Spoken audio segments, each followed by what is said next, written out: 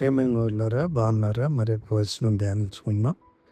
మా పరిచర్య నిందింపబడకుండా నిమిత్తము ఏ విషయంలోనైనా అభ్యంతరం ఏమియో కలుగ చేయక. 2 కొరింథీ 6:3. ప్రభువైన యేసుక్రీస్తు తన 12 మంది శిష్యులు అనగా యూదా ఇస్కరియోతు తప్పిపోయిన తర్వాత 11 మంది శిష్యులను పరిచర్య నిమిత్తము పిలిచారు. కానీ వారు తమ పరిచర్య పిలుపునకు తగినట్లుగా ప్రవర్తించలేదు.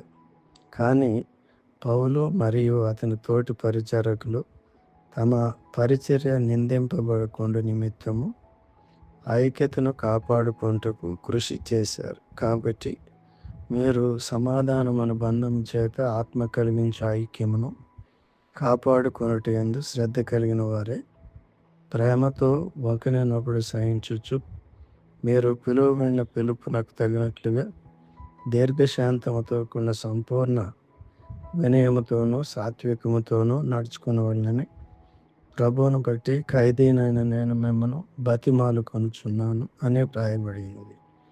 ఎఫెసీ 4:1-3 ప్రభు మీ అందరిని దీవించి ఈ పిలుపును పరిచర్యను మీ కొరకు స్థిరపరచునుగాక.